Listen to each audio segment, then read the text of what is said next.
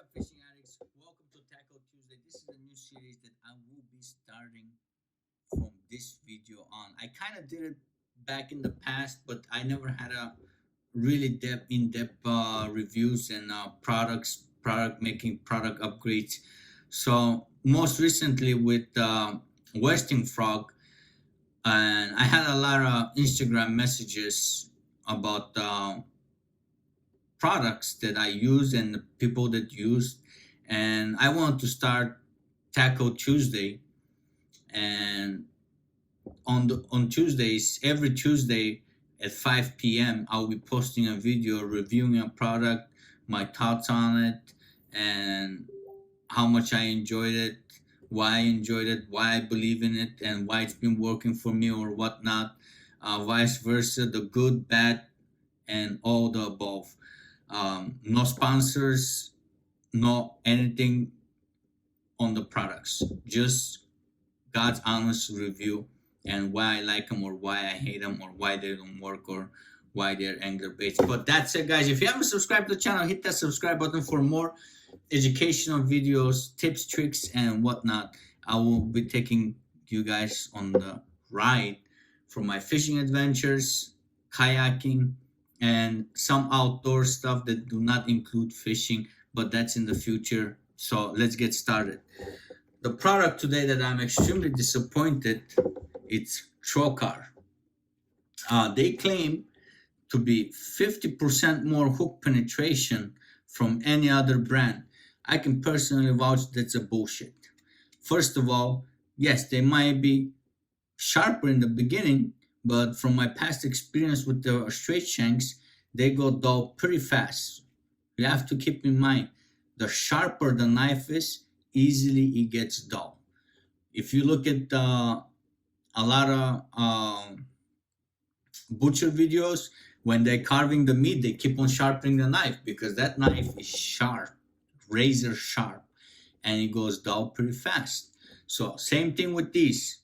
So they cannot claim they're sharper than owner hooks. They might be at the start, fish 1, 2, maybe 3.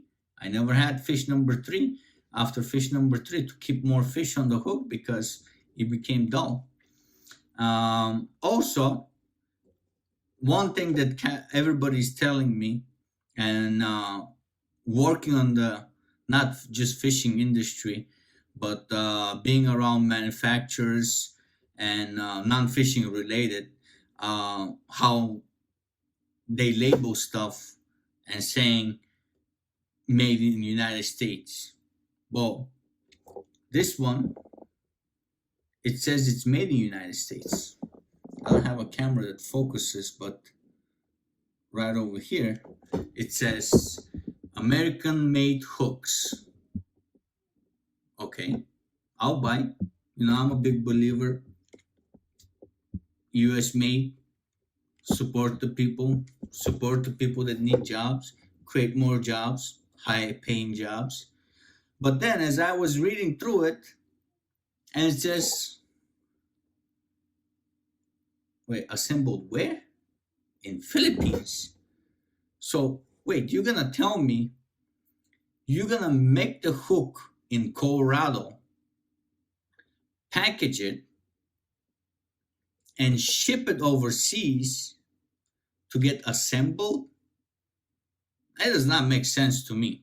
So just by shipping, you're gonna kill your profit, at least for the most part. You're deep cutting deep. You're sending a product overseas, not just Canada, Mexico. I mean, you can save a lot of money just by sending it in to Mexico on shipping. I don't know how exactly they manage it. Well, I guess because you're paying $10 for 2 hooks that they do not work, basically. But we'll get into that in the first place. I just want to go through the basic BS that they're putting out. And as the reason for why am I making this video is I am extremely disappointed. When you miss 2 fish on a tournament, and one of them was over 19, it was probably bigger than the 19 and a half that I got, and it's extremely disappointing. So let's work through the some crap they put out. So hooks are made in the United States. They ship it to Philippines. I mean, oh, I'm all about supporting other countries too. That's fine, which does not make sense from a business point. But I'll buy. I'm pretty sure it would be cheaper for them to make the hooks over there with the machines and assemble them there and ship them back over here and just put them in a package, and then that way they can say made in the United States because the package is made in the United States. And some companies do it; they do that. It says assembled in the United States, so they can put product of United States because the box is assembled in the United States or printed in the United States. It's the little things that companies can get away with. So, and that's just not on fishing industry. I know this from other stuff. So, anyways, um, hardware. Well, complete junk for $10 for two hooks. And actually, I'm gonna have to take a picture of this. This is the hook that I didn't even use. So I'll show you how to modify it in case you're a true believer on the Tro-Kar sharpness hook point over Mustad owner, especially owner or some of the JDM hooks. That's fine. Like I said, I'll show you the what you can do. So hardware wise, this one I guess it's okay. It's a little bit too long, but you can when you put it like that, it just goes doesn't have that much of a gap over here. But regardless, you can make it a little bit shorter. Easy fix. The most disappointing part, well, second most disappointing part is when my line was getting caught on the stupid split ring. I'll take a picture of it, but it is actually when they put the blade, they damage the split ring, so there's a gap. I don't know if you'll show it on the camera, but there's a freaking gap on the split ring. I mean, I do own pretty cheap split rings from China. I mean, I bought like 2,000 of them for like a couple of dollars. The shipping was more than the product itself, but they never turn out this bad. I mean, come on, that's an expensive $5 a hook. Now you can go with JDM at that point. At least you get better hooks. I mean, better hardware. And you're gonna say, "Oh, it's the world's sharpest hook, 50% sharper than any other brand." Well, the sharpness has nothing to do. It won't help you when this happens. When you cast, and this thing just goes like this.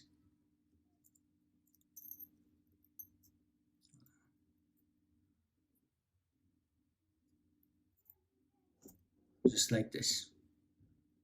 So at that point, the fish was hanging on just on the first end. It stops right at the barb, and that didn't happen only once. It happened to me a couple of times. I just didn't notice it. Why do they have this long wire? Makes no sense. Doesn't Tro-Kar have pros, superstars, pro staffers, somebody on the engineering team, somebody to look over the design and check for flaws or what can go wrong with it? I'm pretty sure when they designed this, they had some idea behind it. Why do you need that wire? What's the purpose of it? And if you really want the wire to be there, why don't you make a shorter wire? Shorten it somehow. If you don't want to shorten it, move the weight a little bit forward. Actually, that will make a lot more sense if the weight is forward. When you cast, especially when you're fishing docks, the lure will dive nose forward. and you imitate dying shad when you pop it. I mean, this works too. I mean, I don't mind it. It's just that I couldn't find the uh, blades that I was looking for. I mean, the hooks that I used a couple of years ago, and that's all the Bass Pro had. $10 junk. All this, it's unnecessary. For $10, you can save tenth of a penny if you don't put this on. And the amount of hooks they sell, they can make a good profit. They can pay someone to look at these overseas, and there'll be a lot of money for them. So I don't know what Tro-Kar is doing, but they need to fix this. It's a very poor design, extremely poor design, and I'm pretty sure I'm not the only angler that this happened to. Now imagine if I was fishing uh, on a tournament that my family depends on it. Losing the biggest fish that day that I caught, and a second average. The second one was high 14s, mid 15s. Couldn't get that big good of a look, but the first one that I missed, it was big, and I had it right next to my kayak, and I saw how big it was, and it was coming towards me with the big mouth open. I was like, "Oh, easy! I'll just grab it." I saw the hook was almost at the back end of the throat. I was like, "Ain't going nowhere." As soon as I reached for it, my index finger just touched the lip. Boom! That thing jumped, and the hook flies, hits my glasses, and I poop myself.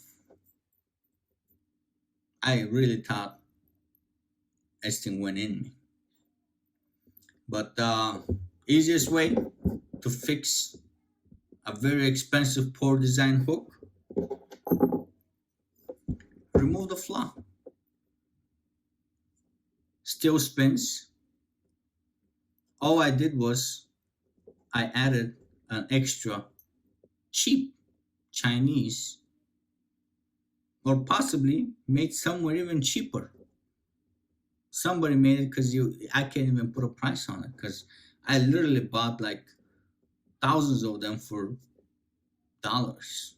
I said that the shipping was double the price of the split rings. And you know what? It did not spread like this one. Because I thought this one is just one maybe was defective. But then I got a second one that I haven't even used. Same way. Big problem. Well, anyways, guys, I hope this helps you guys out. And if you are in the market for a lure that says it's made in the United States, I doubt. I'll move on to a different product. After this, I'll never ever spend a dime on an Eagle Claw, any product that Eagle Claw makes, or Tro-Kar. No matter what they say, how sharp, even if they promise me I'll catch a fish every cast with the Tro-Kar, I won't believe it. They are absolutely big disappointment. Poor design, cheap hardware, and as of the sharpness of the hooks, yes, they're sharp, but for how long? Can you guarantee me it's not gonna go bad after one fish? Or is it actually 50% sharper than any other product? They can't, because they lie to you about so much, and even says on the product. How many people they're gonna look on the back and see, oh, it's assembled in Philippines. So you're gonna tell me you make the hook in Colorado, ship the lead from United States, and the cheap hardware from United States to Philippines, so they can melt the lead and assemble this? I mean, that does not make sense. To me, why would they do that? But I see the video is already 15 minutes, so I'm gonna end it pretty much over here. And let me know down below in the comments which lure did you spend your hard-earned money and it turned out to be a big disappointment.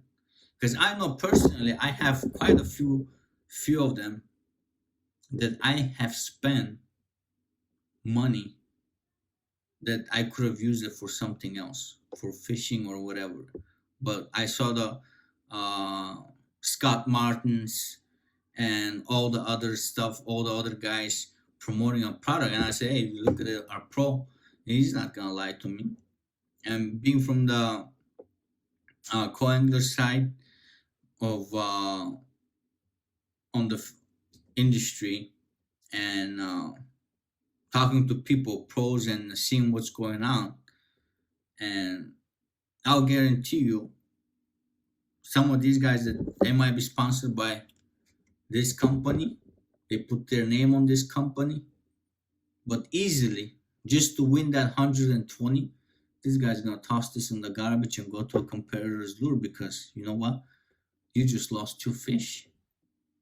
Even though they weren't big, just by missing those two fish, this guy will never use this. But you know what? He's gonna put a big ass decal on his truck, on his car, and tattoo it on his back because these guys are taking your hard-earned money that you work your ass off just to buy $10 junk, so they can pay a guy to lie to your face that this is the best and sharpest made in the United States hook with the spinner. I'm very disappointed, and like I said, I will never ever go with this brand. Never ever again. That was a big disappointment for me. Even though me fishing tournaments doesn't feed my family or pay my rent, pay my bills, I do it for fun, for the experience. But eventually, maybe I want to get somewhere with them when I get to age 20 years from now on, when I can't flip wrenches anymore. Sure, I would love to earn a couple $100 a month or week fishing tournaments or just sharing my knowledge with others. This is the whole reason I started my YouTube, because I wanted to bass fish. I wanted to learn it. And YouTube helped me out from the start. But as I got on more and more, and it was just paid advertisement. Big companies buying out anglers and pushing their product. And this is why I quit with pro staff and all that other stuff, because as a pro staff, I approached the company and I said, look, this is a bit annoying, and we can improve a product that will help out anglers. It was just disregarded. I'm just bringing you a concern. You know, if one guy, let's say you have 20 pro staffers, you can go to the other 19 and say, hey, look, you know, one guy is experiencing a problem. What do you guys think? You know, this is where you solve issues. I mean, at my job, we have an actual technical team that you can go to and tell them, hey, you know what? I have one unit that's doing this, and I have the same unit that's doing this. So they grab that data, they go to the engineers who designed that crap, and they say, hey, man, we're having this issue. What do you think? Or why is it happening? Was it a problem at the manufacturer, assembly plant, or maintenance? They could do the same thing. But it's a lot easier for a company to pay somebody, a pro name, thousands of dollars or hundreds of thousands of dollars a year for them to promote it instead of fixing an issue that's easily fixed. I mean, It took me about a minute to do this. They could have done it in the power plant, our manufacture plant. They didn't. Who tested it? Who approved it? They didn't see the design flaw. I think it's extremely disappointing. At least that's my point of view of this product. And that's it, guys. I hope you enjoyed it and learned something. And let me know down below in the comments if you have a lure or a company name that you got disappointed and why you got disappointed. I'll appreciate it. That's it, guys. I'll catch you guys on the next one.